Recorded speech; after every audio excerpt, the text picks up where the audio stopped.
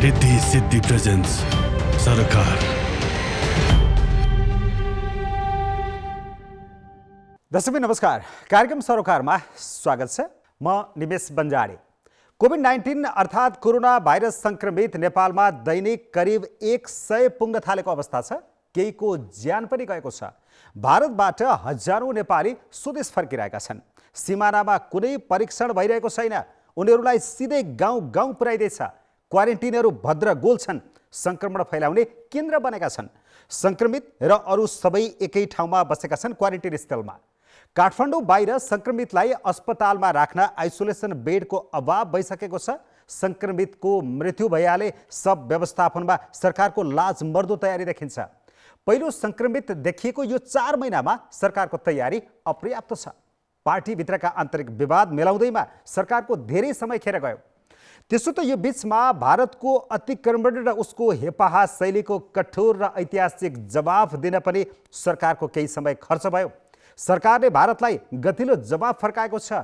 अतिक्रमित नेपाली भूमि फिर्ता ल्याउन अब कूटनीतिक च्यानलबाट सरकारले आफ्नो काम जारी राख्नुपर्छ।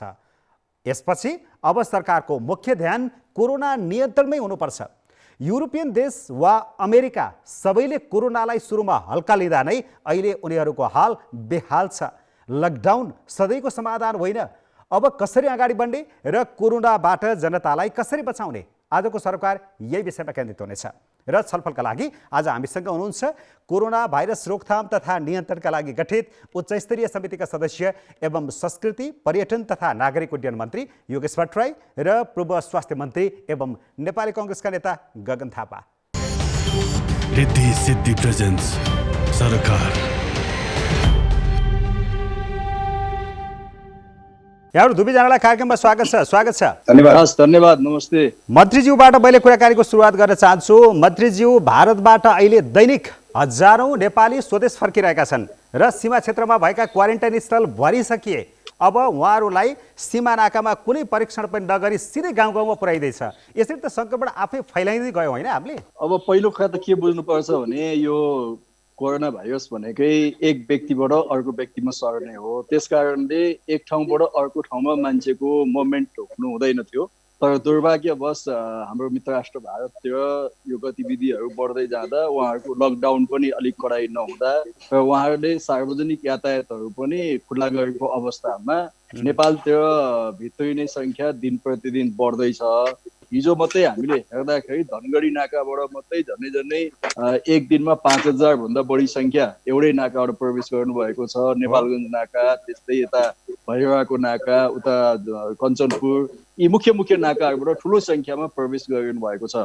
हिजो मात्रै हामीले मन्त्री परिषदको बैठकबाट अब यसलाई कसरी व्यवस्थित गर्ने भन्ने सम्बन्धमा केही नीतिहरू लिएका छौँ। अब जुन नाकाहरूबाट उहाँहरू प्रवेश गर्नुहुन्छ त्यो नाकामा केही समय होल्ड गर्ने, सकेसम्म उहाँहरूलाई आरडिटी टेस्ट त्यहाँ गर्ने, अब त्यहाँको क्वारेन्टाइनमा जति सङ्ख्या राख्न सकिन्छ राख्ने, बाँकी सङ्ख्या उहाँहरूको सम्बन्धित गाउँपालिका स्थानीय तहसम्म पुर्याउने र त्यहीँ आरपिसिआर पनि गर्ने, आरडिटी पनि गर्ने, क्वारेन्टाइनमा पनि राख्ने, सबै गाउँपालिका लेभलबाट गर्ने। किनभने नाकामा मात्रै ठुलो संख्यामा क्वारेन्टाइन गर्न व्यवस्थापनको हिसाबले कठिन हुन्छ।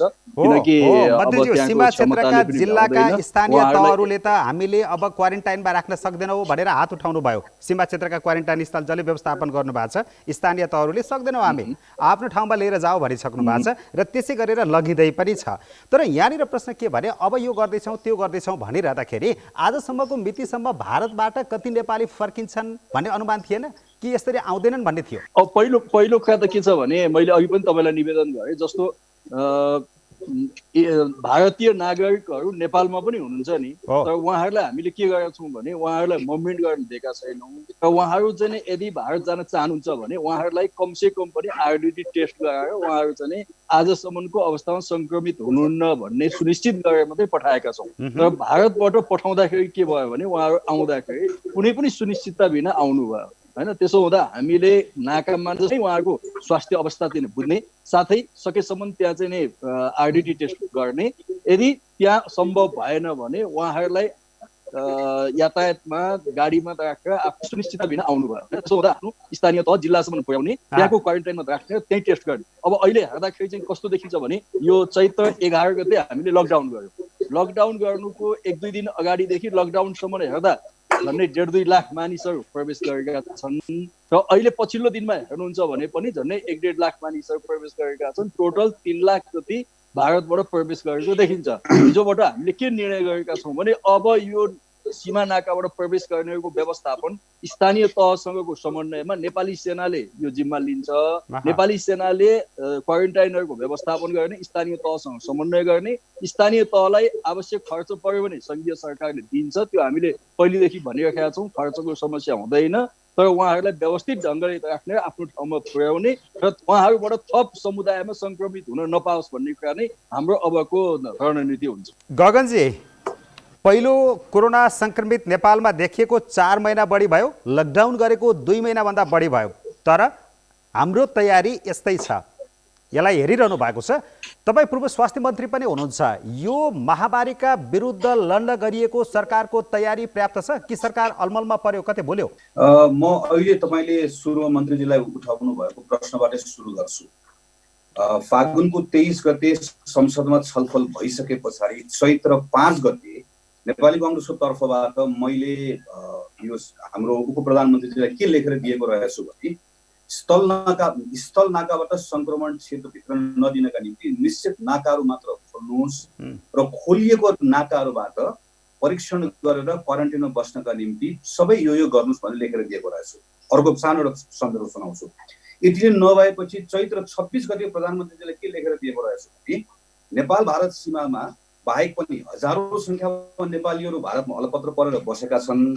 यसरी अलपत्र परेका नेपालीहरू भारतको लकडाउनमा थोरै स्वरूपमा बदलाव आउन साथै नेपाल छिर्ने निश्चित छ। त्यसैले निकट भविष्यमा ठूलो संख्यामा नेपाल भित्रन सक्ने नागरिकहरूको व्यवस्थापनको सन्दर्भमा अहिलेदेखि नै योजना बनाएर काम गर्नुहोस्। यो मैले भनेको कुरा हो है। अब हेर्नुहोस्, नेपाली सेनाले यो बीचमा योभन्दा अगाडि एउटा नेपाल नेसनल क्याम्पेन भनेर भारतबाट कति मान्छे नेपाल छिर्छन्, छिरेको मान्छेलाई होल्ड कसरी गर्ने, नेपाल कसरी ल्याउने भनेर यत्रो मोटो रिपोर्ट तयार गरेर बनाइसक्यो। श्रम मन्त्रालयले पनि आफ्नो ठाउँमा काम गरेर कसरी गर्न सकिन्छ खाडीका सन्दर्भले पनि बनाइसक्यो। यो उठाउनेले नउठाएको होइन, भन्नेले नबनेको होइन, यस्तो हुन्छ भने नबनेको होइन। तर हामीले प्रधानमन्त्रीजीको अस्तिको पार्लियामेन्टको टिप्पणीदेखि अहिलेसम्म सरकारको कुरा सुन्यो भने हामी कहिले स्थानीय तहलाई दोष दिइरहेका छौँ, हामी कहिले जबरजस्ती छिर्ने नागरिक टिमले नेपालको नियम मान्दैन भनिरहेका छौँ, हामी कहिले भारततिर दोष तेर्साइरहेका छौँ। गर्नुपर्ने काम नगर्ने, तयारी गर्नुपर्ने कुराहरू केही पनि नगर्ने। म त एउटा उदाहरण दिएँ, म यस्तो उदाहरण 50 वटा दिन सक्छु। टेस्टमा भन्नुहुन्छ, कन्ट्याक्ट ट्रेसिङमा भन्नुहुन्छ, भारतबाट आउने कुरामा गर्नुहुन्छ। तपाईँ लकडाउन पछाडि सरकार यसरी सुत्यो, नागरिकलाई पो लकडाउन गरेर घर बस्छ भनेको, सरकारलाई पनि बस्छ भनेको यसरी सुत्यो कि हामी कस्तो ठाउँमा पुगिसकेका छौँ भने हामी अहिले पनि सब ठिक भएको छ, WHO त अस्ति नै हामीलाई अति जोखिमबाट जोखिममा झारेको छ भन्ने त्यो कुनै एभिडेन्स नभएको हावादारी कुरामा लागेर अलमलेर बस्यौँ भने यो लडाइँ हामी हार्यौँ। म यहाँ मन्त्रीजीलाई आग्रह गर्न चाहन्छु, म फेरि पनि दोहोऱ्याउँछु, हामी सबै यो बेलामा हामीले सरकारलाई साथ दिने भन्दा हामीसँग विकल्प छैन। तर सरकारले एकपटक निर्मम समीक्षा गरोस् कि हामी चुक्यौँ, एकपल्ट नराम्रोसँग चुकिसक्यौँ र हामी चुक्यौँ भन्ने कुरा पहिले एक्सेप्ट गर्नु पर्यो र नयाँ योजना ल्याएर तत्काल रातारात ढङ्गले नयाँ काम गर्नु पर्यो। हामीले अहिलेसम्म गरेको ठिक थियो, खालि देख्ने मान्छेले नदेखेका हुन् भन्ने कुरामा अडिराख्यौँ भने हामी गयौँ। अनि गगनजी, यहाँनिर सरकार अलिक राजनीतिक खेलहरूमा पनि अलमलमा पर्यो, त्यतातिर पनि भुल्यो।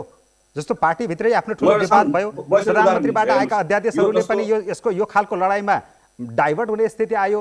पछिल्लो पटक त ठिक छ, भारतीय अतिक्रमण विरुद्ध सरकारले ऐतिहासिक र जोरदार प्रतिक्रिया दिएको छ। यहाँनिर ठिक छ, सिङ्गो राष्ट्र एक भएको छ, सबैले साथ दिएको छ, गर्नै पर्ने काम गर्यो। तर योभन्दा अगाडि चाहिँ सरकार विभिन्न अरू राजनीतिक मुद्दा मामलामा पनि आफै अल्झ्यो र यतातिर ध्यान दिन पाएन है।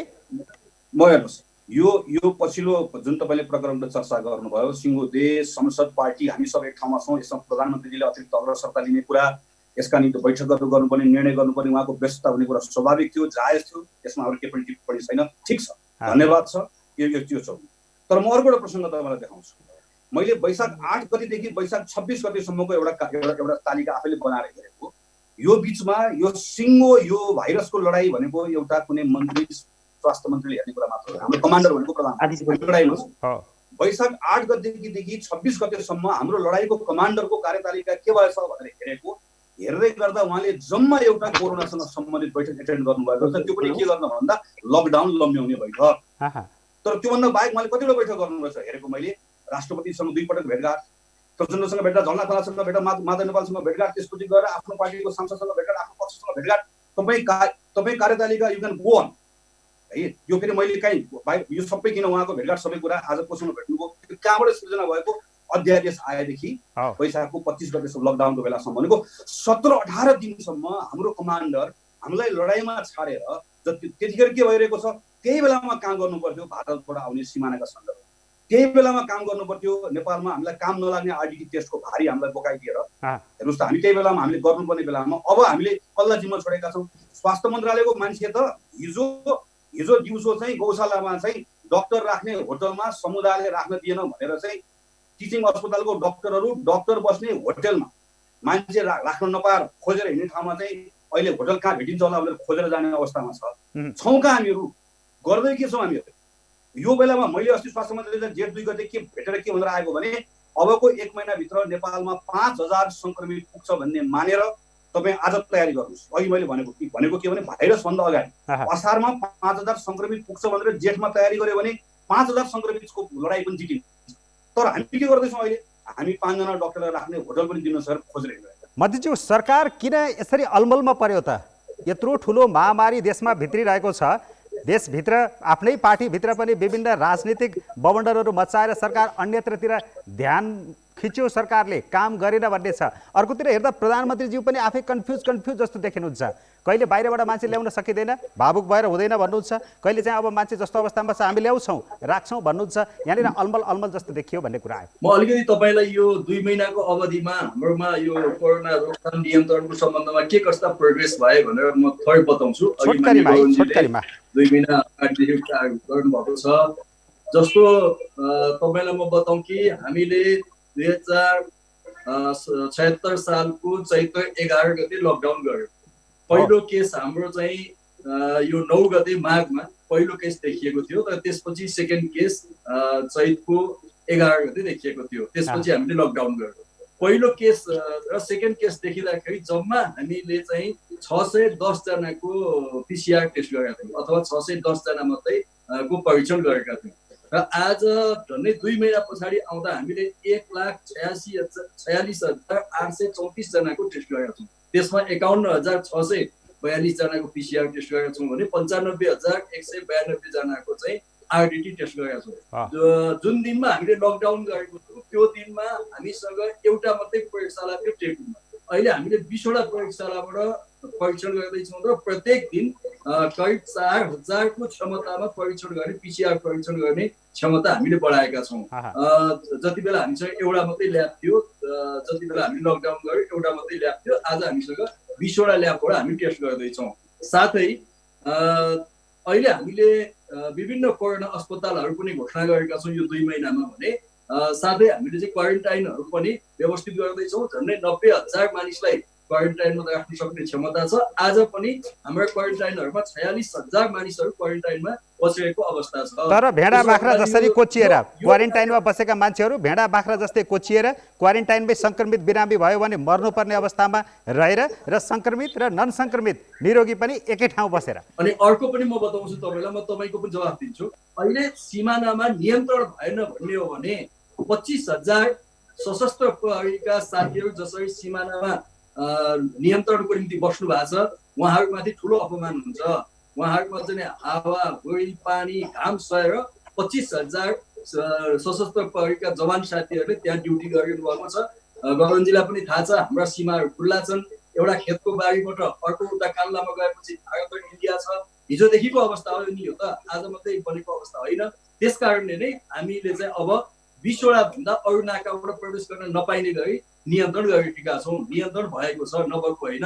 अब गगनजीलाई म समय दिन्छु। गगनजी, सरकारले नगरेको त होइन नि, पहिलो टेस्ट गर्न हङकङ जानुपर्ने अवस्था थियो, तर अहिले त यही टेस्ट भएको छ। 1 लाखभन्दा बढी पिसिआरको कुरा गर्नुहुन्छ भने पनि 50,000 भन्दा बढी भइसक्यो। मलाई अलिकति थप्न दिनुहोस्, त्यसपछि गगनजी बोल्नुहोस् न।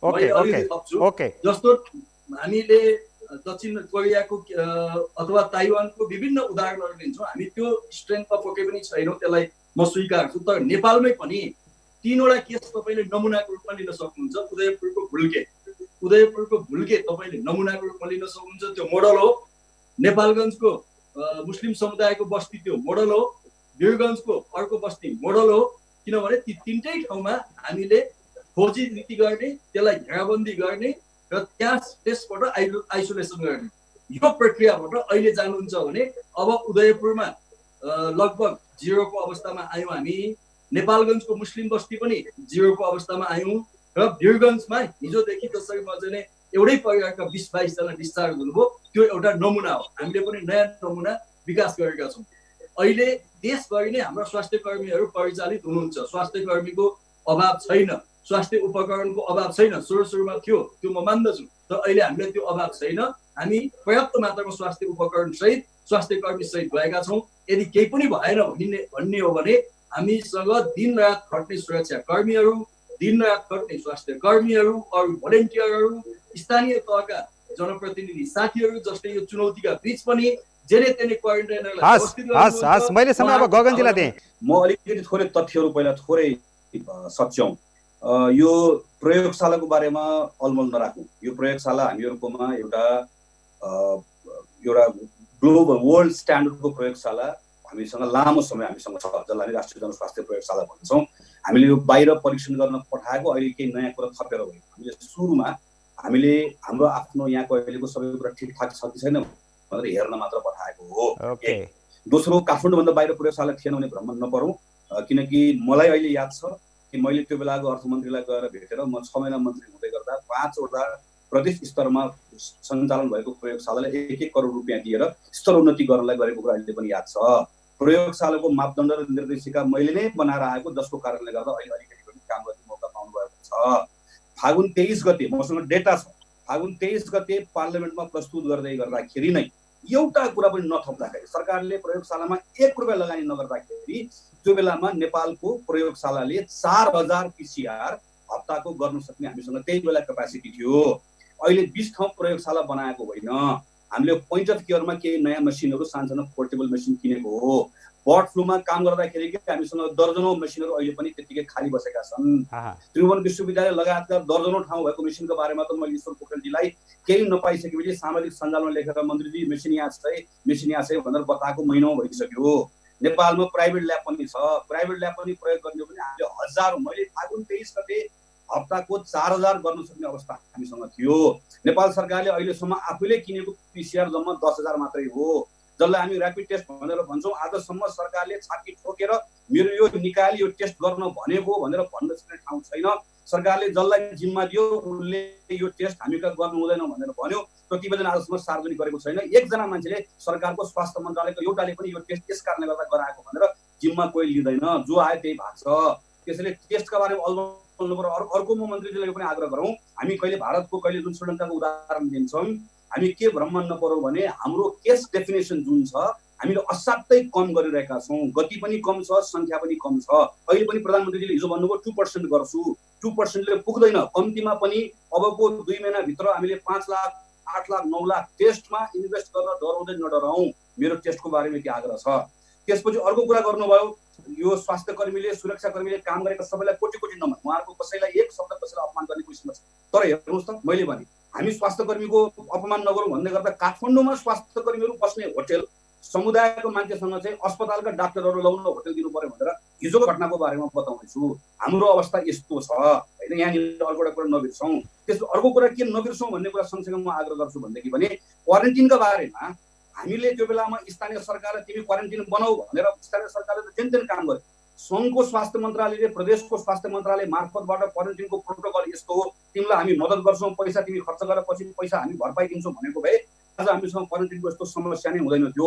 अब म मन्त्रीजीलाई क्वेसन सोध्छु, एउटा मेरो प्रश्न छ, आजको दिनमा अर्को सबैभन्दा बढी हामीले लाभ खाएको कुरा भनेको कन्ट्याक्ट ट्रेसिङमा हो। हामीले टेस्ट गरिसकेपछि टेस्ट गरेको मान्छेलाई हामीले 5 घण्टा 6 घण्टा भित्रमा हामीले उसँग सम्पर्कमा आएको मान्छेलाई छुट्याउन सक्यो भने लडाइँ जित्छ। हाम्रो अवस्था कस्तो भएको छ, यत्रो महिना हामीले EDCD भन्यौँ, अहिले EDCDले हात उठायो र उसले के भन्यो भने अब स्थानीय तहले गर्नुपर्छ भन्यो। हामीले के भन्यौँ, कम्तीमा 1000-1500 मान्छे रिक्रुट गर्नुहोस्, रातारात गर्नुहोस्, कन्ट्याक्ट ट्रेसिङ गर्ने एजेन्सी EDCDले हामीले बलियो बनायौँ भने गाउँपालिका नगरपालिकाले त्यो टिमलाई बाट ट्रेनिङ लिएर सिकेर गर्न सक्छ भन्दै गर्दा आज हामी घन्टौँ दिनौँसम्म हप्तौँसम्म हामी कस्तो अवस्था पुगेको छौँ। हामी मान्छे उहाँ अस्पतालमा गरिसक्दाखेरि पनि हामी उसको मन्त्रीज्यू हस् गगनजी मन्त्रीज्यू नै हुनुहुन्छ जवाफ दिन, हामी जवाफ चाहन्छौँ। मन्त्रीज्यू गगनजी स्वास्थ्य मन्त्री पनि भएर काम गरिसकेको मान्छे हो, त्यसैले उहाँले केही डाटाहरू बताउनु भएको छ। तर म उहाँलाई के निवेदन गर्छु भने गगनजी एकजना तथ्यमा हुनुहुन्छ, तर मलाई लाग्छ कि अहिलेको प्रस्तुतिमा त्यो तथ्यमा आधारित भएन कि कतिपय देशहरूमा यो कोरोना भाइरस सङ्क्रमित छन् भन्ने कुरा चाहिँ त्यो अस्पतालमा बेड पनि उपलब्ध छैनन्, त्यहाँको मेकानिजमले खोज्न पनि जाँदैन। तर हाम्रोमा स्वास्थ्य मन्त्रालयले बनाएको हाम्रो एप्स र सिसिएमसीमा भएको यो कम्युनिकेसन सम्बन्धी एप्स, दुवै एप्समा हामी चाहिँ दैनिक मानिसहरूलाई ट्रेसिङ गरेका छौँ। तपाईँलाई म बताउँ कि यो जेठको 1-2 गते पछाडि जति पनि नयाँ सिम कार्डहरू प्रयोग भएका छन् ती मानिसहरू सामान्यतः विदेशबाट आएका छन् भन्ने अनुमान गर्न सकिन्छ। ती मानिसहरूको सम्पूर्णको ट्रेसिङ भएको छ, झन् 31,000 मानिस मध्ये 15,000 मानिसलाई त उसले डाइरेक्ट फोन गरेर चाहिँ ट्रेसिङ गरेको। यो मासमा कम्युनिकेसन भएर, मासमा ट्रान्सफर भएर, अनि त्यो मासलाई कलेक्ट गरेको होइन। हामीले एक-एकजना मान्छे खोज्दै गएका हौँ। यहाँ सङ्क्रमित छ भनेपछि त्यहाँ खोज्न गयौँ, भुल्केमा एउटा फेला पर्यो, त्यसपछि त्यहाँ हामीले सबै त्यसलाई घेराबन्दी गऱ्यौँ। त्यसपछि जस्तो अर्घाखाँचीमा एउटा फेला पर्छ, गुल्मीमा एउटा फेला पर्छ, त्यहाँ हामी खोज्दै गएका छौँ। त्यस कारणले हाम्रो यो खोज्ने र घेराबन्दी गर्ने यो नीति मेरो विचारमा सफल छ। म यसो भनेर के भन्न खोजेको छुइनँ भने सम्पूर्ण हाम्रो कामहरू ठिक छ, एकदम द्रुत गतिमा छ, म यो भन्न खोजेका छैन। कमजोरी छन्, नभएको होइन। तर मैले माननीय गगनज्यूलाई यति मात्रै निवेदन हो कि अरू देशहरूको पनि तुलना हामी गरौँ, दक्षिण एसियाको पनि हामी तुलना गरौँ, अरू कतिपय देशहरूको पनि हामी तुलना गरौँ। आज ब्राजिल कहाँ पुगिरहेको छ, अमेरिका कहाँ पुगिरहेको छ, रसिया कहाँ पुगिरहेको छ, अरू इन्डिया पनि कहाँ पुग्दैछ। इन्डियामा आज हालकालको अवस्था छ, हामीभन्दा पनि स्ट्रङ अर्थतन्त्र भएको मुलुक हो। त्यसैले हाम्रो अर्थतन्त्र, हाम्रो सामाजिक चाहिँ सार्वजनिक संस्थाहरूको अवस्था, यसबाट हामीले काम गर्दै जाँदाखेरि हामीलाई चुनौती पक्का पनि छ।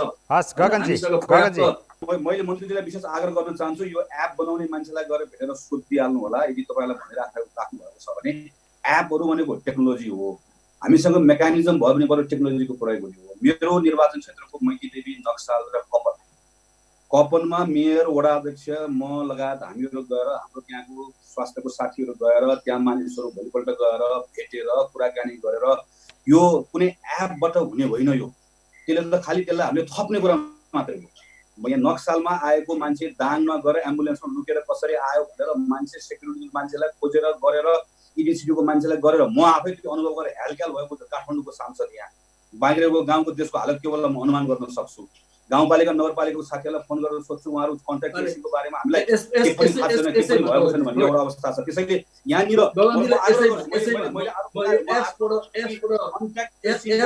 यो एपहरू यो भनेर कसैले यसमा अलमल पर्दै नपर्नु, इडिसिटीको मान्छेलाई बोलाएर आजै कुरा गर्नुहोस्, उहाँहरूसँग कुराकानी गरेर तुरुन्त 1000जना मान्छे 1500 मान्छेहरूले रिक्रुट गरेर मेरो आग्रह छ मन्त्रीजी, एउटा गाउँपालिकाको लागि कम्तीमा 2 जना मान्छे इडिसिटीमा राखिदिने। यहाँको मान्छे पठाउन सकिन्न, पब्लिक हेल्थको मान्छे, तलको मान्छेलाई ट्रेन गर्ने, हामीसँग ट्रेन मोड्युल छ, त्यो मोड्युलबाट ट्रेन गर्ने, पियर अप गरिदिने, उनीहरूले एउटा पनि कुरा गर्नु पर्यो माथि सिधा कुरा गर्ने मेकानिजम। मैले गगनजीलाई के भन्न चाहन्छु भने एप्सहरू टेक्नोलोजीहरू केही होइन होइन, त्यसले धेरै ठुलो सपोर्ट गर्छ। म एउटै मात्रै उदाहरण दिन्छु। हाम्रो पूर्व गृहमन्त्री भीम रावलजीको सुरक्षामा खटिने एकजना सुरक्षाकर्मी साथी चाहिँ सङ्क्रमित हुनुभयो। उहाँलाई ट्रेसिङ गर्दै गर्दै जाँदाखेरि उहाँ फेला पर्नुभयो। उहाँ कहाँ कहाँ हिँड्नुभयो त भनेर उहाँको ट्राभल हिस्ट्री खोज्दै जाँदा उहाँले दिएको बयान चाहिँ कतिपय मिलेन। नमिलेपछि हाम्रो चाहिँ टेक्निकल टिमले के पत्ता लगायो भने उहाँ कहाँ कहाँ गएर चाहिँ उहाँको सिम एक्टिभेट भएको छ, त उहाँको प्रयोग कहाँ कहाँ भएको छ भन्दा यो यो यो यो ठाउँमा उहाँ एक्टिभेट हुनुभएको छ भने चाहिँ उहाँको बयान र त्यो मिलेन। नमिलेपछि उहाँलाई त्यही सोधियो, सोद्धाखेरि उहाँले भुले, मैले बताउन सकिनँ भन्नु हो। यो एक। दोस्रो, तपाईँले भनेको कुरा त भइसकेको छ। प्रत्येक गाउँपालिकामा ट्रेसिङ गर्ने र ट्र्याकिङ गर्नेहरूको टिम स्वास्थ्य मन्त्रालय अन्तर्गत बनिसकेको छ, त्यो एक्टिभ छ। र हाम्रो ट्रेसिङ र ट्र्याकिङ चाहिँ कमजोर छैन, म तपाईँलाई त्यो भन्न चाहन्छु। स्वास्थ्य मन्त्रालयको एप्समा पनि गगनजीले मानिरहनु भएको छैन मन्त्रीज्यू, गगनजीले होइन भनिरहनु भएको छ। गगनजी म सानो जस्तो म सानो कुरा थपौँ। म यो साइन्सकै विद्यार्थी भएकोले गर्दा यति टेक्नोलोजीको थोरै कुरा मन्त्रीजीले भनेको कुरामा असहमत हुने कुरै भएन। टेक्नोलोजी भनेको हामीलाई मद्दतै पुर्याउने, तर भीमरावलजीको सुरक्षाकर्मीको सन्दर्भमा खोजेको इन्फर्मेसनलाई क्रस चेक गर्ने मान्छे मेकानिजम भयो र त्यो मेकानिजम भएकोले हामीले टेक्नोलोजीको प्रयोगले उहाँलाई मद्दत गर्यो। त्यो मेकानिजम र मान्छेलाई मद्दत गर्ने हो नि टेक्नोलोजी आफैले काम गर्ने भयो। त्यसैले मन्त्रीजी यो कुरामा अलमलै नपर्नुहोस् कि अहिले बोलाएर सोध्नुहोस् गाउँपालिका नगरपालिकामा यसरी कन्ट्याक्ट ट्रेसिङ गर्ने टिम ठ्याक्कै रेडी भएको, त्यसको माथि मेकानिजम भएको यो छँदै छैन। त्यहाँ भएको यो महामारीको छुट्टै छैन। झुम्काबाट हिँडेको एकजना महिला यहाँ चाहिँ कहाँ आउनुभयो त भन्दा भक्तपुरमा आएर बस्नुभयो। आखै हाम्रो मेकानिजमले उहाँलाई ट्रेसिङ गर्दै आउँदै यहाँ फेला परेको हो कि उहाँ कहाँ कहाँ हिँड्नुभयो भनेर फेला परेको हो। नेपालगञ्जमा एकजना मौलानाले पढाउँदै हिँड्नुभयो, ठाउँ ठाउँमा मान्छेहरूलाई गाउँ गाउँमा गएर चाहिँ घर घरमा पढाउँदै हिँड्नुभयो। त्यो मौलानाजीलाई समातेर उहाँको चाहिँ टेस्ट गर्दाखेरि उहाँको पोजिटिभ आयो। त्यसपछि उहाँ कहाँ कहाँ हिँड्नुभयो भनेर सबै कुराको ट्रेसिङ ट्र्याकिङ गर्दै गर्दै जाँदाखेरि नेपालगञ्जमा एउटा बस्ती नै उठाउनु पर्यो नि त। मन्त्रीज्यू ट्रेसिङ गर्नुभयो ल ठिकै छ, यसै गरेर भए पनि ट्रेसिङ गर्नुभयो। गगनजीले यसमा चित्त बुझाउनु भएको छ र अझै पनि यो साइन्टिफिक छैन भनिरहनु भएको छ, तर पनि ट्रेसिङमा आएका मान्छेहरूको पनि परीक्षण हुन सकेको छैन। क्वारेन्टिनमा बसेर आरडिटीमा पोजिटिभ देखिएकाहरूलाई पनि किटको अभाव छ भनेर परीक्षण गरिएको छैन। क्वारेन्टाइनमा मान्छे रुँदै बस्नुपर्ने अवस्था छ, छानो छैन, एकै ठाउँ खानुपर्छ, एकै ठाउँ सुत्नुपर्छ। त्यहाँ कोही बिरामी भयो भने मर्नुपर्ने स्थिति आउँछ, त्यहाँ कोही स्वास्थ्य कर्मीले हेर्न सक्दैन, एम्बुलेन्सले अस्पताल लान सक्दैन। यो बेहाल किन त फेरि? हेर्नुहोस्, अब एकापट्टिबाट निमेशजीको कोडबाट हेर्दा साँच्चै नै बेहालै देखिन्छ। त्यो बेहाल पनि छ विभिन्न ठाउँमा। केही ठाउँमा भन्नु न, जस्तो खास गरी क्वारेन्टाइनको हकमा धनगढी, नेपालगञ्ज लगायतको कञ्चनपुर लगायतको ठाउँमा केही त्यस्तो अव्यवस्था पनि देखिन्छ ठुलो सङ्ख्या त्यहाँ इन्ट्री भएको हुनाले। त्यस कारणले नै हामीले के निर्णय गर्यौँ भने अब नेपाली सेना पनि यसमा क्वारेन्टाइनको व्यवस्थापनमा लाग्छ। स्थानीय तहलाई चाहिने जति बजेट माग्नुहोस् भनेको छ, बजेटको अभाव हुँदैन। मूलत यो स्थानीय तह र सुरक्षा निकायले नै यसको व्यवस्थापन गर्नुपर्छ।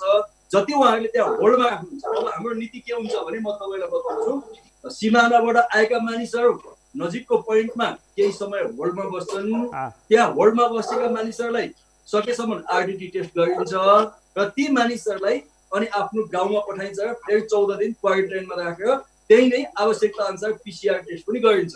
यो तरिकाबाट अब हामी जान्छौँ, किनभने हामीले आएका मानिसहरूलाई व्यवस्था तर मन्त्रीज्यू अब जान्छौँ भन्ने कुरा ढिला भयो कि भन्ने प्रश्न के हाम्रो? अब जान्छौँ यसो गर्छौँ भन्ने नै यहाँ ढिला भयो भन्ने प्रश्न। क्वारेन्टिनमा मान्छे मर्नुपर्ने स्थिति त सानो होइन नि त। नरेनापुरमा बाँकेको हेर्नुहोस् त, मान्छे छटपट आयो, उसले उपचार पाउनु पर्ने स्थितिमा पनि पाइदिएन। कपिलवस्तुमा 30 जना मान्छे क्वारेन्टिनबाट भागे, कपिलवस्तुमा 30 जना मान्छे भागे, जनकपुरबाट आइसोलेसन बेडतिरै बसेका मान्छे पनि भागेका खबर सुनिन्छन्। भनेको यो त गाह्रो छ नि, यो यस्तो आइदियो किन? हैन, यो गाह्रो नभएको भए त यति धेरै छलफलै गर्नुपर्ने थिएन। यो कठिन काम हो नि।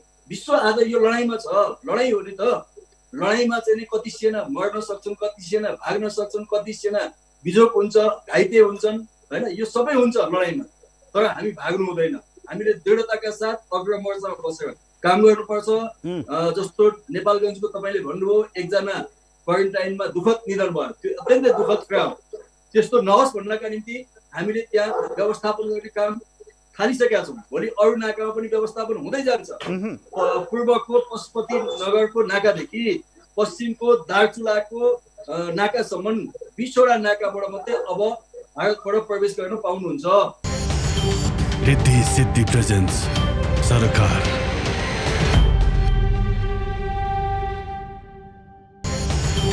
रिद्धि सिद्धि प्रेजेन्स सरकार। गगनजी, क्वारेन्टिनहरू देखिरहनु भएको छ होइन, क्वारेन्टिन स्थल देखिरहनु भएको छ, तर 81 नेपालभित्र आउने फ्लो धेरै भयो। भारतबाट धेरै नेपालीहरू स्वदेश आउनुभयो, अब विदेशबाट पनि आउँदै हुनुहुन्छ। यहाँ त बाहिर सरकारको एउटा तथ्याङ्क छ करिब 6 लाख जति भन्ने, यहाँ अझ बाहिरबाट कति धेरै आउनुहुन्छ, कति लाखमा आउनुहुन्छ थाहा छैन। अहिलेको क्वारेन्टिन स्थलको स्थिति बताइदिनुहोस्। अहिले साँच्चीकै ओभरलोड भएर यस्तो अवस्था आएको हो? यतिको पनि व्यवस्थापन ठिकै हो? चीनबाट हाम्रो विद्यार्थी ल्याइसके पछाडि जब हामीले खरिपाटीमा राख्यौँ त्यो बेलामा क्वारेन्टिनको एउटा कार्यविधि बन्यो। त्यसको केही दिन पछाडि जब त्यो बेला सिसिएमसी बनेको थिएन, उच्च स्तरीय समितिले क्वारेन्टिन सम्बन्धी काम गर्नको निम्ति भनेर तल स्थानीय तहहरूलाई तपाईँहरू गर्नुहोस् भनेर उहाँलाई 4वटा काम दिनु भएको थियो। एउटा काम क्वारेन्टिनको काम थियो। त्यो बेलामा हामीले के भन्यो भने तलको क्वारेन्टिन भनेको के हो, क्वारेन्टिन केलाई भन्छ भन्ने तल ज्ञान अनुभव छैन, जुन स्वाभाविक हो। किनकि चितवनको नगरपालिकाले रातारात अस्पताल बनाइदियो अरे, बुटोलमा रातारात धागो कारखानामा अस्पताल बनाइदियो अरे भनेर घोषणा गर्ने समाचार आउने क्रम सुरु भएपछि म त आत्तिएर गएर सम्बन्धित निकायका मन्त्रीहरूलाई लगायतलाई तल आइसोलेसन भनेको के हो, क्वारेन्टिन भनेको के हो, अस्पताल के हो, यो सबै कुरा बुझियो। त्यही भएर तुरुन्त सङ्घले इन्टरभेन गरेर माथिबाट हामीले बनाएको तपाईँहरूको कार्यविधिलाई पनि एकचोटि रिभाइज गर्नुहोस्, मद्दत हामी गर्छौँ, तपाईँहरूको यसका निम्ति चाहिने प्राविधिक मद्दत, पैसा चाहिने अहिले तपाईँलाई हाल्नुहोस्, पछि हामी पठाइदिन्छौँ भनेर तपाईँलाई अनुगमन गर्नुहोस्। होइन भने यो डुब्छ, क्वारेन्टिन भनेको यो होइन यसरी भनेर भन्दै गर्दाखेरि हामी केमा लाग्यौँ, हामी क्वारेन्टिनको संज्ञा गर्न थाल्यौँ। हामीले जहाँ जहाँ मौका पायो त्यो ठाउँमा हाम्रो नेपालमा क्वारेन्टिनको नम्बर यति छ, आइसोलेसन बेड यति छ, हामीले प्रधानमन्त्रीजीको स्टेटमेन्टमा पनि खालि हामीले त नम्बर गर्दाखेरि हामीलाई त्यही कुराले खुसी थियो। अहिले मन्त्रीजीले भन्नुभएको जुन होल्डिङ एरिया भनेर भन्नुभएको छ, यसको बारेमा माइन्युटली होमवर्क गरेकै 45 दिन भइसक्यो। हामीले भनेको त त्योभन्दा बढी सरकारकै निकायले माइन्युटली होमवर्क गरेर यसरी होल्डिङ गर्न सकिन्छ, होल्डिङ गरेको मान्छेलाई यसरी ट्रान्सफर गर्न सकिन्छ। दुईटा विकल्प छ, एउटा केही लामो होल्ड गर्ने, एउटा सम्बन्धित गाउँपालिका पठाउने, त्यहाँ पठाएर क्वारेन्टिनमा राखेर त्यहाँ आइडेन्टिटी गर्ने, त्यहाँ पिसिआर गर्ने भनेर गरेकै 45 दिन अलमोस्ट भइसक्यो। यो काम कल्पना गर्नुहोस् निमेश मन्त्रीजी, आजभन्दा चाहिँ 40-45 दिन अगाडि यो काम सुरु भइदिएको भए आज हामीले भारतको भाइरस कडा, त्यसपछि गएर हाम्रो सिमानामा जबरजस्ती भयो भनेर भनिराख्नु पर्दैन थियो, आज हाम्रो स्थिति अन्डर कन्ट्रोल हुन्थ्यो। म यो भन्दै गर्दा एउटा कुरा सम्झाएर सक्छु, म एउटा कुरा खालि मन्त्रीजीलाई यो छलफलको लागि यही भनिरहेको, अर्को कुरा लगातार भनिरहेको छु। फेरि म मन्त्रीजी मार्फत म सरकारलाई फेरि यो कुरा पुर्याउन चाहन्छु, नन कोभिड कोरोना भन्दा बाहेक कोभिड भन्दा बाहेकको मानिसहरू उपचार नपाएर मर्ने अवस्था भइसक्यो, अब भयावह हुनेवाला छ। यो कसरी भनेदेखि भने एउटा गल्ती गरिराख्नु जुन भने मैले छ त्यो के हो भने काठमाडौँ लगायतका सबै प्रदेशको सदरमुकाममा हामी जसरी मिसाइरहेका छौँ कोभिड र नन कोभिडको ट्रिटमेन्ट, यो एप्रोचले नेपालमा काम लाग्दैन, यो अरू देशमा हामी कहाँ काम लाग्दैन। हामी कहाँ गर्ने भनेको के हो भने जुन अस्पतालमा कोभिड ट्रिटमेन्ट गर्ने हो त्यसलाई 100% कोभिड अस्पताल बनाइदिनुहोस्, डेडिकेटेड कोरोना हस्पिटल। जस्तो पाटनमा गर्ने हो भने तपाईँले पाटनमा अरू कुनै पनि बिरामीको उपचार नगर्ने बनाइदिनुहोस्। त्यसपछि गइसकेपछि नन कोभिड ट्रिटमेन्ट गर्नको लागि हाम्रा सरकारी अस्पतालहरू वीर टिचिङ काठमाडौँमा कसरी चल्ने, बाहिर सरकारी अस्पताल कसरी चल्ने हामीले बनाएनौँ भने हामी बर्बाद हुन्छौँ। यसको लागि तपाईँले गर्नुपर्ने बरु लिनुहोस्, प्राइभेट हस्पिटल लिनुहोस्। जस्तो काठमाडौँमा तपाईँले नेपाल मेडिकल कलेज लिने भन्नु अहिलेसम्म चलेन, लिनुहोस्, कसलाई लिनु परेछ लिनुहोस्, साझेदारी गर्नुहोस्, त्यहाँ मात्रै कोभिडको ट्रिटमेन्ट गर्ने, नन कोभिडमा अरू बिरामीले उपचार गर्ने अवस्था हामीले अहिले निर्माण गर्न सकेनौँ। यसलाई सहज बनाएनौँ भने अर्को भयावह अवस्था हेर्नुहोस् त। पब्लिक हेल्थमा हाम्रो महिला मातृ शिशुको यसपालि आमाहरू कतिजना डेथ भयो दोस्रो महिनामा, गएको वर्ष तुलना गरौँ त। हामीले त यतातिर कसले काम गर्ने, यतातिर कसले सोच्ने, यो अर्को भयावह स्थिति आउनेवाला छ। हामी के गर्ने हो त? मेरो काम as a member of parliament in opposition bench, म त सरकारलाई यसो गरौँ भनिरहेको छु। हामीले देखेको कुरा थाहा पाएको कुरा भन्ने हो, गर्ने ठाउँमा त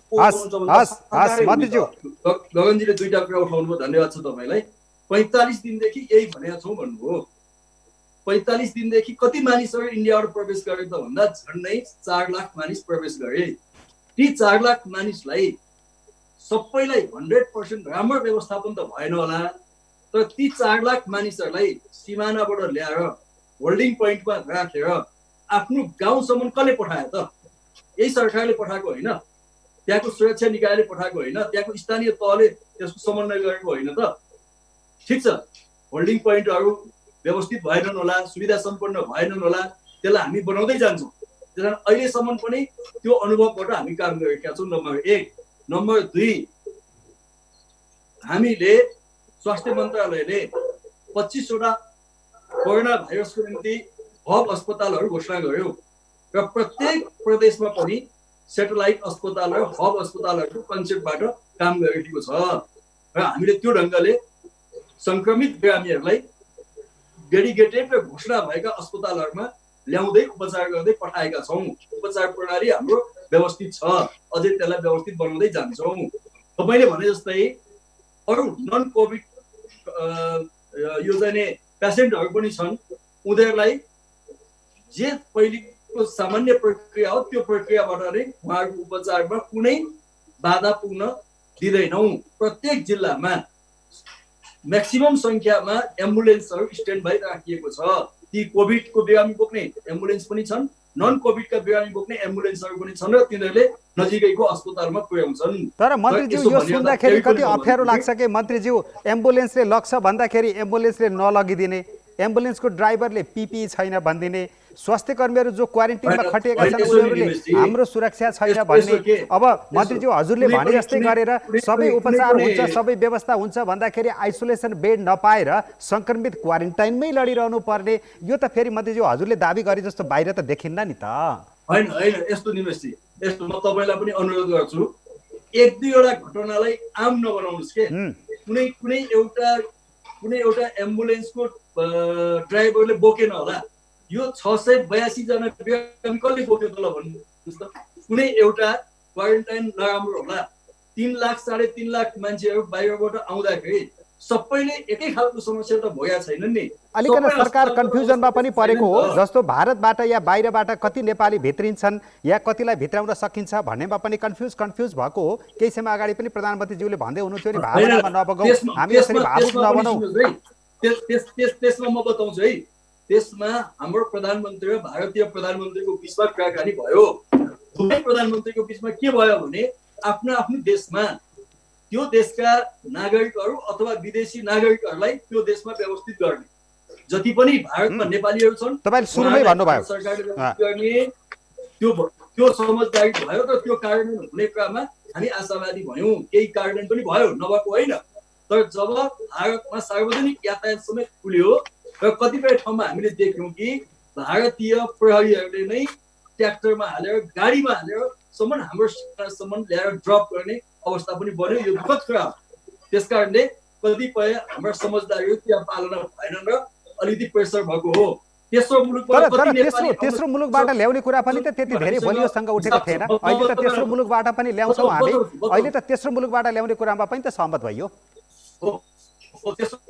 तेस्रो मुलुकको पनि म तपाईँलाई बताउँछु। तेस्रो मुलुकबाट अहिले तत्काल पहिलो फेजमा कति नेपाली आउलान् भन्ने हामीले डाटा कलेक्सन गरेका छौँ। त्यसमा 25,000 जतिको डाटा छ। त्यसमा हामीले चाहिँ प्रायोरिटी बेसिस गरेका छौँ। फर्स्टमा को त भन्दा फर्स्टमा चाहिँ जो हिजो विभिन्न अपराधमा जेल परेका थिए त्यहाँको सरकारले आम माफी दियो, जेल छुटे, यी मानिसहरू फर्स्ट हुन्छन्। त्यस्तै तपाईँको चाहिँ विद्यार्थीहरू जो पढ्न गएका थिए खर्च सिद्धियो। त्यस्तैमा चाहिँ तपाईँको महिलाहरू, गर्भवती महिलाहरू, यो त्यसपछि तपाईँको नन कोभिड बिरामीहरू, कोभिड होइन कि नन कोभिड बिरामीहरू त्यो प्रायोरिटीमा पर्छन्। अपाङ्ग घाइतेहरू त्यो प्रायोरिटीमा पर्छन्। भिसा सकिएकाहरू त्यो प्रायोरिटीमा पर्छन्। यसरी हामीले सबै देशका हाम्रा कूटनैतिक नियोगहरूलाई परिचालन गर्दाखेरि 25,000 जतिको डेटा प्राप्त भएको छ। हिजो क्याबिनेटले यसको एउटा कार्यविधि पास भएको छ। अब उहाँहरूलाई पनि हामी दैनिक कतिवटा फ्लाइटबाट ल्याउने त्यो सम्पूर्ण कार्ययोजना हामी बनाउँछौँ। सम्भवतः अर्को हप्तादेखि यो प्रक्रिया सुरु हुन्छ। उहाँहरूलाई काठमाडौँमा ल्याइन्छ। काठमाडौँमा तपाईँलाई म एउटा बताउँ निमेशजी कि यहाँबाट जापान पनि हामीले मान्छे पठायौँ, कोरिया पनि मान्छे पठायौँ, अरू देशमा पनि मान्छे पठायौँ। त्यहाँ के छ त भन्दा जापानले ती मानिसहरूलाई मात्रै लिन्छ जो मानिस नेपालबाट जापान जाँदाखेरि उनीहरूले आफ्नै खर्चमा क्वारेन्टाइनमा बस्ने सेल्टरहरू बनाएको ग्यारेन्टी भयो भने ती मान्छेलाई जापानले एक्सेप्ट गर्छ, कोरियाले एक्सेप्ट गर्छ।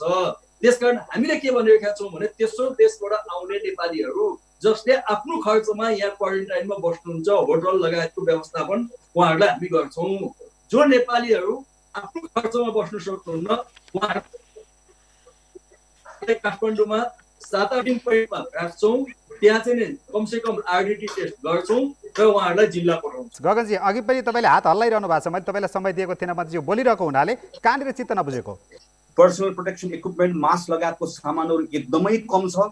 नेपालभित्र यत्रतत्र जुन उत्पादन भयो भनेको छ त्यसको क्वालिटी छ छैन भन्ने कुराले भोलि गएर हामीलाई बर्बाद बनाउन सक्छ। धेरै जनस्वास्थ्य विज्ञहरूले, चिकित्सकहरूले यसमा क्वेसन उठाइराख्नु भएको छ। मैले मन्त्रीजीलाई अस्ति गरेर भेटेर भनेर आएको छु, तपाईँ मेरै पालोमा यही ड्रग एक्टमा टेकेर एउटा निर्देशिका बनाएर आएका छौँ। राजपत्रमा मात्र प्रकाशित गरिदिनु भयो भने तपाईँहरूले तुरुन्त यसको क्वालिटी टेस्ट गर्ने हामीतिर भएको मेकानिजमहरूलाई कानुन त प्रयोग गर्न पाउनुहुन्छ, कुन हो होइन भनेर गरिदिनुमा आग्रह गर्छु।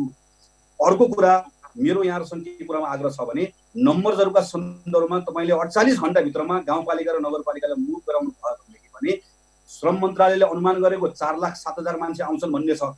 खाडीको देशहरूबाट गाउँपालिका नगरपालिकासँग मिलेर गरे। निमेषले सोध्नुको क्वेसनमा पनि कसले हामी तीनटा मोडलमा जान सक्छौँ। एउटा फुल सरकारले रेस्क्यु गर्ने, एउटा को पेमेन्ट गर्ने, सरकारले केही हाल्ने, हामीले आउने मान्छेले केही हाल्ने, एउटा फुल आउने मान्छेले हाल्ने। यहाँ त हाम्रो बङ्गलादेशको विद्यार्थी छन्, मालदिभ्सका विद्यार्थी छन्, यी विद्यार्थीहरूको समेत सोच्नुपर्ने कुरा छ। यो गर्न सकिन्छ, तत्काल यसलाई काम गरौँ। यो सँगै मेरो अर्को कुरा मन्त्रीजीलाई मेरो ध्यान आकर्षण त्यो कुरा बताउनु, दुईटा कुरामा ठुलो कमजोरी छ जसको कारणले गर्दा सबै कुरामा समस्या आएको छ। एउटा हाम्रो लिडर भनेको प्राइम मिनिस्टर, यो लडाइँको मेरो सेनापति प्रधानमन्त्री।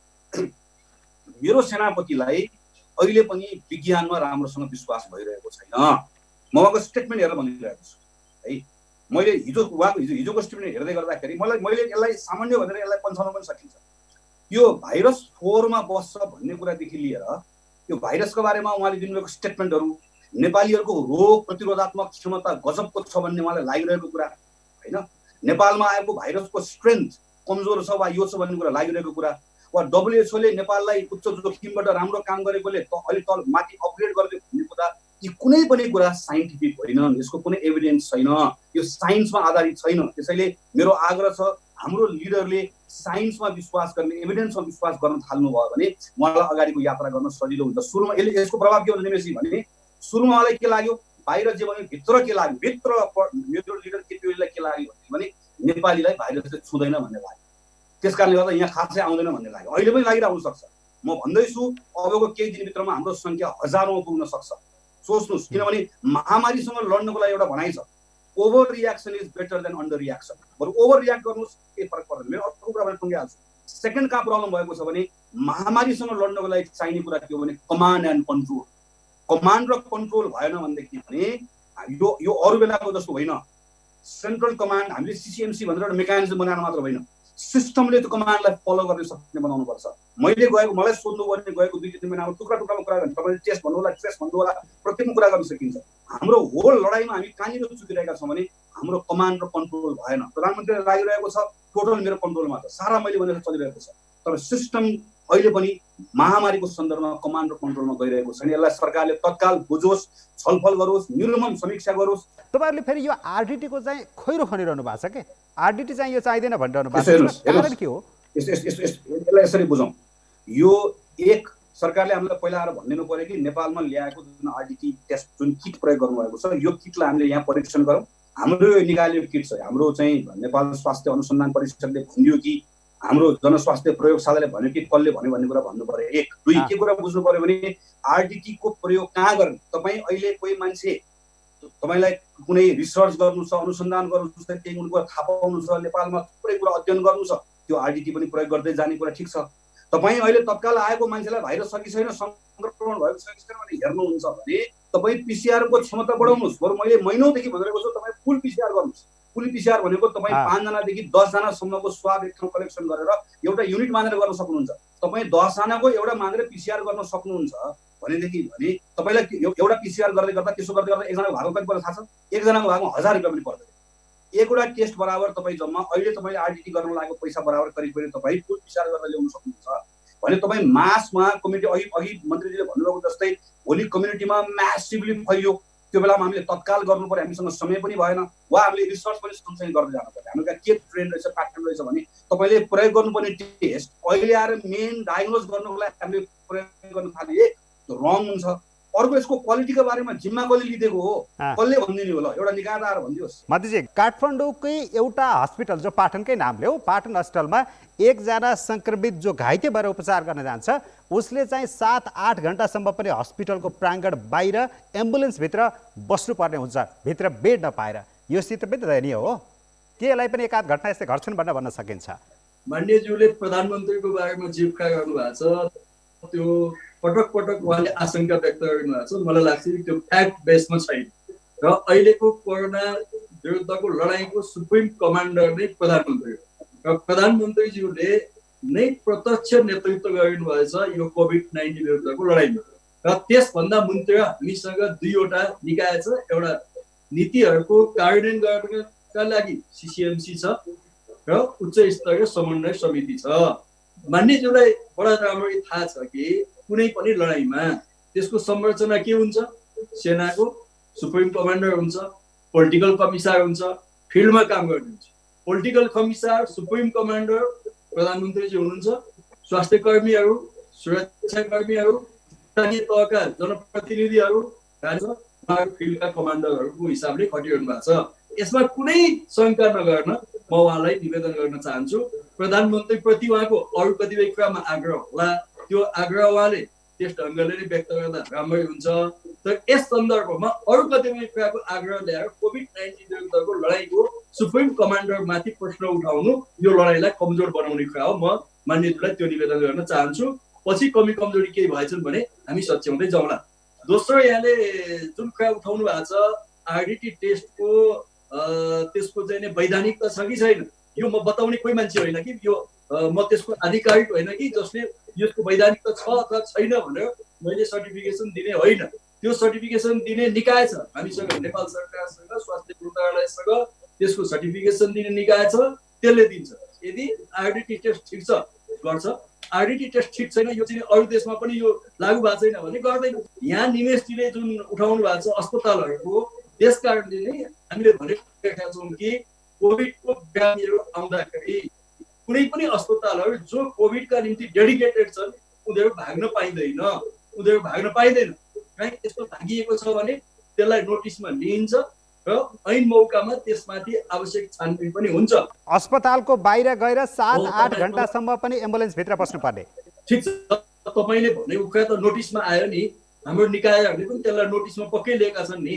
682 जनाको उपचार गर्दा 1-2वटा केस यस्तो आएको छ, तर 682 को उपचार गर्दाखेरि 650 को त राम्रैसँगले उपचार भयो होला नि। त्यो कुरा पनि हामी बुझौँ न। यो लडाई महामारीको यो लडाईको हाम्रो सुप्रिम कमान्डर हाम्रो प्रधानमन्त्री हुनुहुन्छ। प्रधानमन्त्री सँगसँगै अर्को फ्रन्टको लडाईमा पनि हुनुहुन्छ, हाम्रो यो सिमाना सम्बन्धी लडाईमा। सिमाना सम्बन्धी लडाईको त्यो फ्रन्टमा प्रधानमन्त्री जहाँ उभिनुहुन्छ उभिएर छाती पिट्ने मात्र होइन, छाती ठोकेर प्रधानमन्त्री उभिने मात्र होइन, पर्यो भने सबभन्दा पहिला छाती थाप्ने पनि। तर यो लडाईमा मेरो सेनापतिले गरेका कमजोरीको बारेमा एकपटक होइन 50 पटक प्रश्न उठाउने हो। प्रश्न उठाउँदा प्रधानमन्त्री कमजोर हुने होइन, प्रश्न नबुझ्दा कमजोर हुने, प्रश्नबाट भाग्दा कमजोर हुने, उत्तर नखोज्दा कमजोर हुने। यो प्रधानमन्त्री पनि बुझ्नु पर्यो, सरकारले पनि बुझ्नु पर्यो, यो ग्याप हो। एउटा म दोस्रो कुरामा फेरि यो पनि आग्रह गरिहालौँ, मेरो एकदमै विनम्रपूर्वक आग्रह छ, यो बेलामा न म यसको कुनै एक्सपर्ट हो न मन्त्रीजी यसको एक्सपर्ट हो यो विषयका सन्दर्भमा।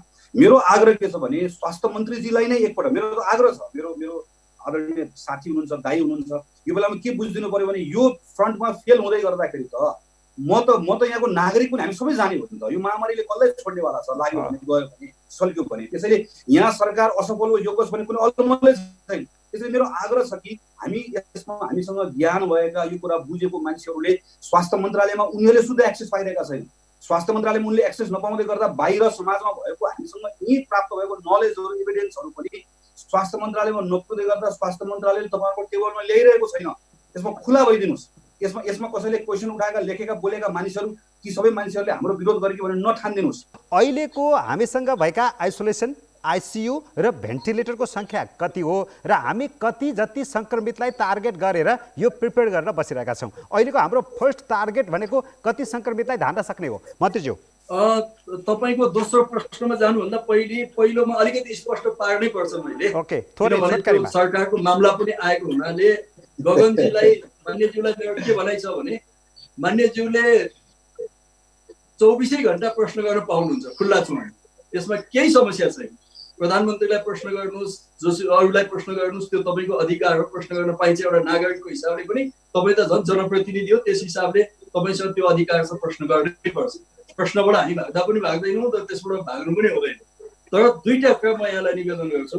एउटा बोर्डरको इस्यु इन्टरनेसनल इस्यु हो, त्यसमा हरेक देशको एउटै कमान्डर हुन्छ। आज प्रधानमन्त्री त्यसको कमान्डर हुनुहुन्छ। दोस्रो, कोभिडको लडाइँ नेसनल लडाइँ हो र यो इन्टरनेसनल पनि हो, त्यसमा पनि एउटै कमान्डर हुन्छ, प्रधानमन्त्री त्यसको कमान्डर हुनुहुन्छ। कुनै पोलिटिकल इस्युमा तपाईँको फेरि आफ्नो कमान्डर हुन्छ। तपाईँले प्रधानमन्त्रीको कमान्ड मान्नुपर्ने आवश्यकता छैन। त्यहाँ पोलिटिकल इस्युमा तपाईँ आफ्नो कमान्ड मान्नुहोस्, आफ्नो कमान्ड बनाउनुहोस्, त्यहीँबाट लड्नुहोस्। तर यो कोभिड र सिमानाको इस्युमा प्रधानमन्त्री नै कमान्डर हो। अब दोस्रो, यहाँ निवेशजीले जुन कुरा उठाउनु भएको छ, अहिले हामीसँग 25वटा यो डेडिकेटेड अस्पतालहरू छन्, सेटेलाइट अस्पतालहरू छन्। अब इन टोटलमा हामीसँग करिब 4000 जति आइसोलेसनका बेडहरू छन् होइन। एक पटकमा हामी 4000 मानिसलाई आइसोलेसनमा राखेर उपचार गर्न सक्छौँ। एक पटकमा ती व्यक्तिहरू डिस्चार्ज हुँदै जान्छन्, फेरि आउँदै जान्छन्। आवश्यकता अनुसार हामी त्यो आइसोलेसनको सङ्ख्या चाहिँ नै बढाउँदै जान्छौँ। भेन्टिलेटरको सङ्ख्या पनि हामी आवश्यकता अनुसार बढाउँदै जान्छौँ। र यो जुन लडाइँमा जाँदाखेरि अवश्य पनि 3टा 4 कुरा हुन्छ। एउटा चाहिँ त त्यसको लजिस्टिक कुरा हो, लजिस्टिकको तयारी। दोस्रो चाहिँ त त्यसको चाहिँ सेना हो, सेना कति छ अथवा जनशक्ति कति छ भन्ने कुरा हुन्छ। जनशक्ति, लजिस्टिक र रणनीति, यी 3टै कुराको संयोजन गरेर हामी अगाडि बढ्छौँ। यसमा म तपाईँलाई के भन्न चाहन्छु भने सम्पूर्ण कुरा नेपाल सरकार अहिले नेपाल राज्य यसका निम्ति तयारीमा थियो, पूर्ण तयारीमा थियो भन्ने कुरा मैले गर्दिनँ। यो कोही पनि तयारीमा थिएन। तर 4 महिनाको समय बितिसकेको छ, 4 महिनाको समय पाएको छ। अब हामी यो तयारीमा छौँ भन्न सक्ने बेला चाहिँ पर्याप्त भएको छ हो। त्यस कारणले 4 महिनामा मैले तपाईँलाई अघि भने नि जम्मा 600 वटा। ठिक छ, त्यसो हो भने कति हजार सङ्क्रमित देखिए भने पनि हामी डराउनु पर्दैन, धान्न सक्छौँ भन्ने 1000मा त तपाईँहरूको रणनीति त होला नि त, स्टेप 1, स्टेप 2, स्टेप 3 भनेर होइन। यसमा के हो भने मानौ 3 करोड मान्छे नै सङ्क्रमित भयो, के गर्नुहुन्छ त?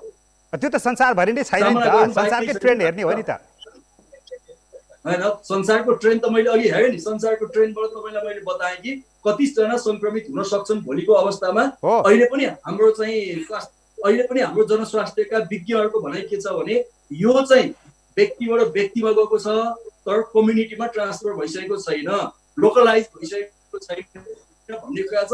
लोकलाइज हुन नदिन नै हाम्रो व्यक्तिमा मात्रै ट्रान्सफर भयो भने त्यसलाई ट्र्याकिङबाट हामी एक ठाउँमा ल्याइहाल्छौँ। कम्युनिटीमा ट्रान्सफर हुन नदिनका निम्ति विदेशबाट आएका अथवा विभिन्न ठाउँबाट आएका मानिसहरूलाई आइसोलेसनमा राख्ने, उनीहरूलाई चाहिँ क्वारेन्टाइनमा राख्ने, तर सकेसम्म घुलमिल हुन नदिने यो नीतिबाट जान्छौँ। हाम्रो स्वास्थ्य प्रणालीभित्र भएको मध्ये हाम्रो सबैभन्दा कमजोर बिन्दु भनेको हाम्रो अस्पताल हो। त्यसैले हामीसँग भएको अस्पताल भनेको सरकारी निजी भन्ने हुँदैन। यसमा सबै हाम्रो हो, सबै सरकारको आपतकालको हो। यसमा भएको स्रोतको अप्टिमाइज कसरी गर्ने, अधिकतम प्रयोग कसरी गर्ने, त्यसमा तत्काल सामग्री कसरी थप्ने। अस्पताल भनेको सिस्टम हो। भेन्टिलेटर हामी भन्छ, कतिवटा भन्छ, त्योभन्दा मेजर कुरा जनशक्ति पनि हो। त्यसैले त्यो चाहिँ हामीसँग क्रिटिकल केयर फाउन्डेसन भन्ने छ। ट्रेनिङ कसरी गर्ने, मैले अस्ति मन्त्रीजीलाई गएर भेटेर भने तुरुन्त तपाईँले 7 वटा प्रदेशमा अक्सिजन प्लान्ट बनाउनुहोस्। किन यो अहिलेको बेलामा हामीलाई अस्पताल भन्दा पहिला हामीलाई ठुलो अक्सिजन प्लान्टको आवश्यकता पर्छ। धेरै मान्छे जोगाउन सकिन्छ। अहिले सम्भव छ तत्काल, एकदम मजाले सम्भव छ। अहिले हामीले तत्काल काम सुरु गर्नु हामीले कोसिस गर्यौँ भनेदेखि भने हामीले तुरुन्तै 15-20 दिनभित्रमा हामीसँग भएका हामी जनशक्तिलाई ट्रेन गर्न पनि सम्भव छ। रातारात गरेर हामीले आइसियूको बेड थप्न पनि सम्भव छ। क्रिटिकल केयरमा पुग्ने मान्छेलाई सुविधा दिन पनि सम्भव छ। मैले यो भन्दै गर्दा मलाई सत्ता पक्षको जिम्मेवार मान्छे उत्तर के आयो, त्यो पालमा के गरिस् भन्ने मलाई उल्टो प्रश्न आयो। अनि मैले हिसाब किताब देखाउनु पर्यो कि 6 महिनाभित्रमा गरेको कुरा लगेर मैले छुचो गरेर के भन्नु पर्यो। अस्ति प्रधानमन्त्री शिक्षण अस्पताल उपचार गरेर आएको त्यो बेड पनि मेरै पालामा मैले बनाएको भनेर भन्नुपर्ने अवस्था आयो। मैले खालि के मात्र सम्झाउन खोजेको त्यो तपाईँको पालामा होला गगनजी, तर नेपाली काङ्ग्रेस पटक सरकारमा गएको हो। काङ्ग्रेसका तर्फबाट स्वास्थ्य मन्त्री अरू धेरै बढ्नु भएको हो, काम त कसैले पनि नगरेकै हो नि तपाईँहरूले। मौका पाएको बेलामा होइन, मैले मौका पाएको मन्त्रीजीलाई के कुरा आग्रह गर्न खोजेको भने यसमा पनि अलिकति खुलेर छलफल गरिदिनु भयो भने हामीले खालि यो अस्पताल भन्दै गर्दा के मात्र बुझिरहेका छौँ, जतिखेर छलफल गरे पनि कतिवटा भेन्टिलेटर छ, कतिवटा आइसियू बेड छ, कतिवटा बेड छ भनेर बाहिर भनिदिन्छौँ। अनि हामीले बाहिर हाम्रो पोलिटिकल लिडरसिपले त्यही कुरा बुझ्छ। यो सिस्टम हो। हामी तपाईँ निमेशले भन्नुभयो जस्तो 5000 मान्छे सङ्क्रमित हुँदै गर्दाखेरि क्रिटिकल केयर लिनुपर्ने मान्छेको सङ्ख्या भनेको जम्मा 500 भन्दा कम हुन्छ। त्यसमध्येमा पनि अक्सिजन लिनुपर्ने मान्छेको सङ्ख्या यति हुन्छ। हस्पिटलको आइसियूको बेडमा गएर भेन्टिलेटरै लिनुपर्नेको सङ्ख्या यति हुन्छ। यहाँ यसरी गर्ने भनेर राम्रोसँग छलफल गऱ्यो भने हामीसँग भएको रिसोर्सलाई अप्टिमाइज गर्ने, रातारात थप्न सक्ने, मान्छे ट्रेन गर्न सक्ने हामीसँग त्यो अवस्था छ। तर के मान्नु पर्यो भने मन्त्रीजीले, सरकारले के मान्नु पर्यो भने असारको मिडमा 5000 मान्छे सङ्क्रमित हुन्छ नेपालमा भन्ने मान्नु पर्यो। भन्नु भएन, तर्साउनु भएन, मान्नु पर्यो भित्रभित्र।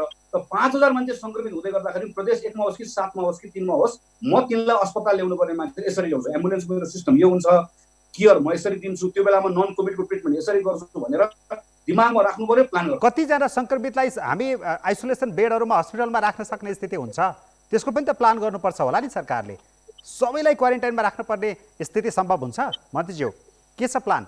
अब बिरामीहरूको लक्षण कस्तो हुन्छ त्यसको आधारमा पनि हुन्छ होइन। यो म फेरि पनि भन्छु कि म यसको प्राविधिक ज्ञाता होइन, तर पनि बिरामीहरूको स्तर कस्तो हुन्छ त्यसअनुसार हुँदै हुँदै जाने हो यो।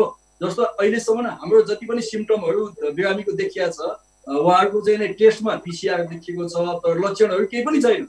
अमेरिका बेलायत जस्तो ठाउँमा उहाँहरूलाई अस्पतालमा राख्दै राख्दैन, तर हामीले उहाँहरूलाई अस्पतालमा राख्यौँ अहिलेसम्म। भोलि मान्नुहोस् कि योभन्दा पनि क्रिटिकल केस आयो भने प्रायोरिटी हामी क्रिटिकल केसलाई दिन्छौँ। यो सामान्य लक्षण मात्रै हो केसलाई हामी आफ्नै ठाउँमा आइसोलेसनमा बस्नुहोस्, तपाईँ पटक विभिन्न बेला तपाईँ चाहिँ चिकित्सकहरूको राय सल्लाहमा आउनुहोस् भन्नु पर्ला। तर अहिले त्यो स्थितिमा हामी पुगेका छैनौँ। देखिएका लक्षण यो खास गरी पिसिआर टेस्टबाट पोजिटिभ आएका छ कि सबैलाई अस्पतालै लान्छौँ। अहिलेसम्म त्यसमा हामीलाई समस्या छैन। जस्तो नेपालगञ्जमा अलिकति चाप भयो, पछि अब नेपालगञ्जमा डिस्चार्ज पनि भयो, अहिले अलिकति हल्का भएको छ। तर मानौँ न नेपालगञ्जमा चाप भयो भने हामी त्यहाँको बिरामीहरूलाई ताङ लान सक्छौँ, ढोल लान सक्छौँ, अथवा चाहिँ सुर्खेततिर लान सक्छौँ। नजिकको स्पोर्टमा पनि त्यो लान सकिन्छ र त्यो ढङ्गले काम गर्ने भन्ने हाम्रो योजनामा छ। जहाँसम्म जनशक्तिका छ हामीले भएका डक्टर नर्सको अतिरिक्त अरूलाई पनि भोलि आवश्यक पर्ने काममा ल्याउनु पर्छ भनेर पाइपलाइनमा सङ्ख्या राखेका छौँ। स्वास्थ्य मन्त्रालयले उहाँहरूलाई चाहिँ कल गरेको छ, कलको आधारमा उहाँहरू आउनुहुन्छ। गगनजी, यो लकडाउन मात्रै सधैँभरि हामी गरेर अगाडि बढ्न त सक्दैनौँ। राष्ट्रिय अर्थतन्त्र बचाउनु पर्ने होला, राष्ट्रिय जीवन धान्नु पर्ने होला, कसरी अगाडि बढ्ने त? हिजो प्रधानमन्त्रीजीले आफ्नो स्टेटमेन्टमा पनि यो कुराको बारेमा केही कुरा यही प्रश्न म मन्त्रीज्यूलाई पनि सोध्दैछु। यो उहाँले सायद के तयारी पनि गर्नुभएको होला। लकडाउनको मोडालिटीका बारेमा हामीले अलिकति त्यो पनि फेरि साइन्टिफिक यसका के आधारमा गर्ने, कसरी गर्ने, कुनै पोलिटिकल डिसिजन होइन। यसका थुप्रै पक्षहरू हेर्नुपर्ने छ। हेरेर राइट डिसिजन गरेनौँ भने के हुन्छ भने यो फटिगले गर्दाखेरि मान्छेहरू सबै कुरा थाकेर हाम्रो इकोनोमीमा पर्ने प्रेसरको कारणले गर्दा अनि पछि त्यो सबै जनस्वास्थ्यले त्यसको बर्डन बोक्नुपर्ने जुन सम्भव हुँदैन। त्यसैले यो बेलामा जति बढी टेस्ट गर्न सक्यो त्यति बढी लकडाउनको बारेमा सरकारलाई निर्णय गर्ने स्पेस हामीलाई फराकिलो हुन्छ। हेल्थको मेकानिजम तपाईँले ठिक बनाउनु भने तपाईँ आँट गरेर अलिकति बढी खुकुलो गर्न सक्नुहुन्छ। तपाईँसँग हेल्थको मेकानिजम कमजोर भयो भने तपाईँ कमजोरले के गर्नु सबलाई सजिलो छ नि त। जबसम्म यसको भ्याक्सिन आउँदैन त्यो बेलासम्म नेपाल सरकारले लकडाउन गर्ने घोषणा गरिदिएको छ गरिदिन्छ भने सजिलो हो नि त। तर तपाईँसँग भाइब्रेन्ट मेकानिजम छ, मैले अहिले भने टेस्ट छ, ट्रेसिङ छ, म ठाकठाक भनेको अस्पताल 5,000 10,000लाई सङ्क्रमित तयार छ भने तपाईँ लकडाउनलाई खुकुलो गर्न जान्छ। त्यसैले मेरो आग्रह अन्तिममा यही छ, तपाईँ हेल्थमा गर्नुपर्ने इन्टरभेन्सनहरूमा नपुगेको ठाउँमा तुरुन्त गरेर हप्ता 10 दिनभित्रमा हामीलाई नयाँ कुरा महसुस गराउनुहोस्। त्यसको आधारमा तपाईँ लकडाउनको मोडालिटी बदल्ने कुरा पनि अहिलेदेखि होमवर्क गरेर अबको यो 25 यो 20 गतिबाट जस्ताको तस्तै होइन केही मोडालिटीमा परिवर्तन गरेर यसका बारेमा निर्णय गर्नुहोस्। अनि त्यसपछि नागरिकको पनि विश्वास बढ्दै जान्छ र सरकारले भनेका कुराहरू हामी सबैले मान्नु पनि पर्छ, मानिरहेका छौँ, मान्दै पनि पर्छ। मन्त्रीज्यू, अहिले विश्व नै अब एउटा नयाँ मानसिकताबाट अगाडि बढ्दैछ। विश्वका नेताहरूले के भन्दैछन् भने अब मानिसको जिन्दगी पनि कोरोना सँगसँगै नै जिन्दगी हुन्छ। त्यसको मतलब हामीले उपचारदेखि लगायतको उहाँहरूको परीक्षण लगायतको कुरामा कमी ल्याउँछौँ भन्ने होइन, त्यो पनि हामी सँगसँगै अगाडि बढाउँछौँ। स्वास्थ्यको इम्प्रुभ पनि हामी गर्दै जान्छौँ।